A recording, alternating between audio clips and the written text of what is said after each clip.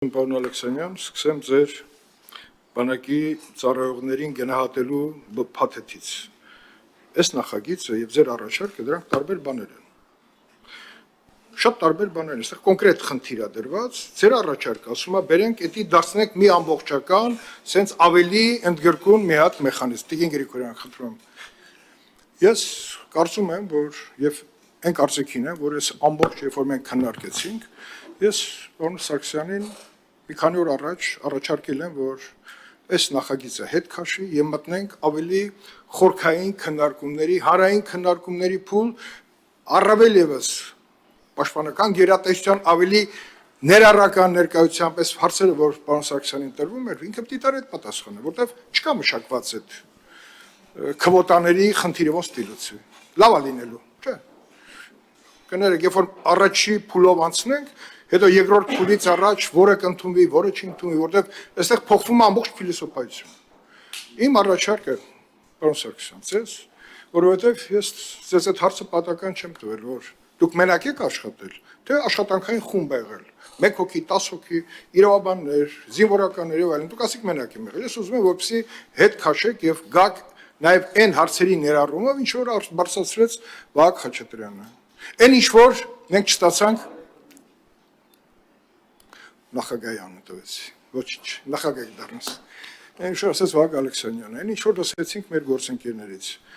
Պարոն Սարգսյանը բնականաբար այս հարցերը, որտեղ կառավարության տեսակետը սա է, բայց ես ուզում եմ, որ ընթացակարգերը այնպես է գնացել, որ կառավարությունում քննարկվել է մի բան, որը պետքա այս թվերի շուրջ լիներ։ Հիմա Կարմիր Պապկայով պարոն Գալստյանը բերեց պարոն Տոնյանի ուղարկած թիվը, եթե նկատեցիք պարոն Սիմոնյանի կանչեցի, ասի դու ոնց ես տեսնում, ոչ իրավաբանական վարչության պետքն է։ Այդ թիվը բնականաբար լուրջ այս ձևաչափով հնարավոր չէ թվերը։ Եվ այդ թվերի մեջ պետքա հասկանանք, որտեղ պարզ չէ, որ այդ թվերը լսելուց հետո մեր ֆրակցիայում ես խոսել եմ թե Հանրապետության զինկոմի հետ, թե գլխավոր շտաբի պետի հետ, եւ այդ թվերը շատ պարզ ես գիտեմ, քանի զորակոչային տարիքի մարդա ներգրաված այդ թվերի մեջ, քանի պայմանագրային, պայմանագրայինների վիճակը, երեք մենք, պարոն Խաչատրյանը, պարոն Մերաբյանը, այս երկու օրվա ընթացքում շրջացել ենք արել եւ տեսել ենք նաեւ մեր ինչ որ ձեռքբերումներ եւ ինչ որ թերացումներ, հենց բանակի հետ կապված է։ Բայց այդ դրա մեջ չի խնդիրը, այն ցանկացած խնդիր, որ դնում ենք, հարցերը պետքա քչանան։ Մենք ասում մարդու երոնքները պաշտպան այլի ասեց, չէ չասեց, բերեց հիմնավորումներ սահմանադրության հետ կապված խնդիրների, ինչ հետո գրանք սահմանական դատարան ճշտենք այդ,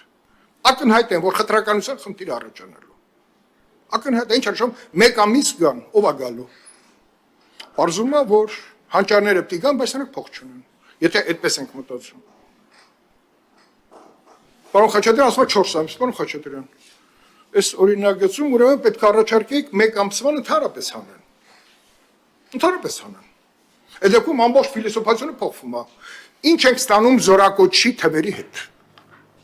Այո, գրավչություն եթե մեծացնեն, կարող է զորակոչի թվերը փոխվեն։ Մարդը նախ պետք է սիրի իր երկիրը, ինչ որ մենք տեսանք Վանաձորում։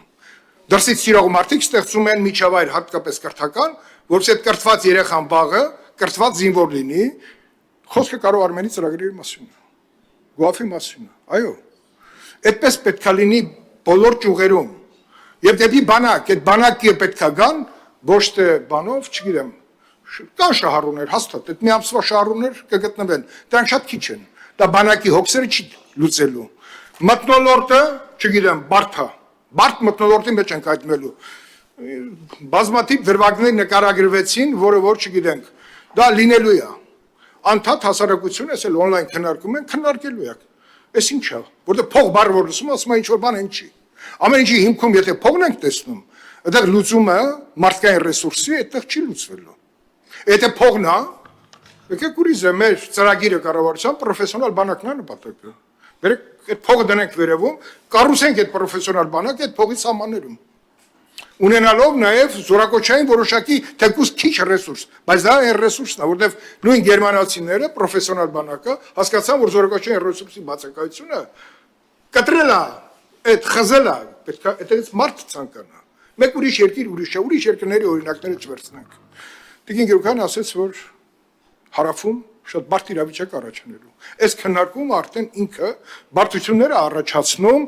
այն մասով, որ այնտեղ մի բան եթե եղա, ոնց է կառավարում այսօր բանակը, արդեն այդ սցենարները պետք է ունենա, կարծում եմ արդեն ունի,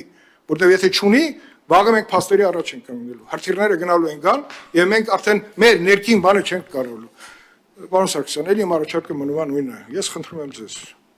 դուք կորոշեք, հանեք նախագիծը 2 ամիս, գանք աշուն, որովհետև հրատապությունը խնդիր չի լուծելու, որտեղ ինքներդ գիտեք, կառավարությունը իր որոշում, մենք 90 օր տվե, որ այս իրավական խնդիրները մշակեն մինչև զորակոչի, չգիտեմ, որ ընթացք ավարտը։ Ձմեռային, մինչև ձմեռային ժամանակ ունենք, բայց այս բոլոր դետալացնենք հարցերը, կա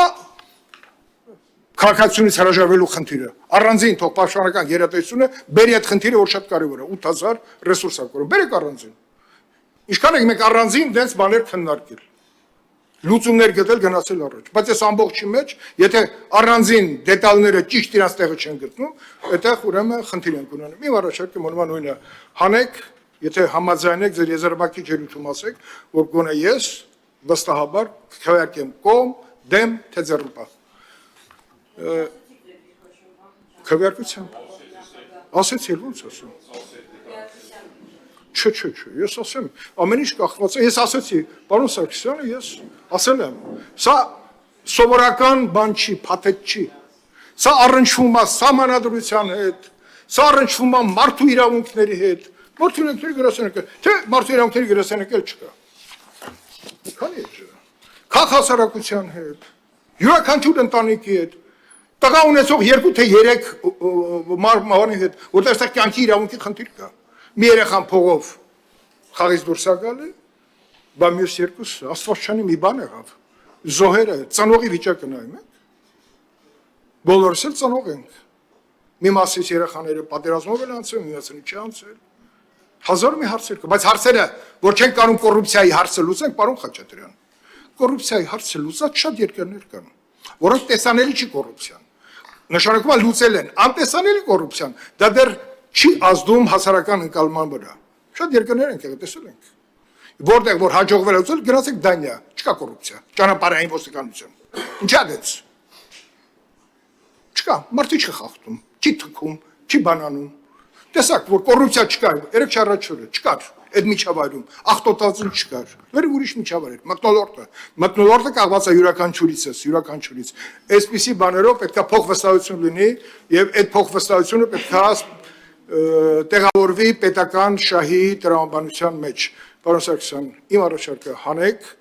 վերադառնանք աշնանը, նորից մտնենք լայն քննարկումների փուլ, եթե չեք հանում, ուրեմն քվեարկությամբ մենք ամեն մեկս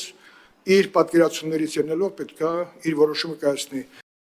Չմոռանաք հավանել տեսանյութը եւ բաժանորդագրվել Civic AM-ի YouTube-յան էջին։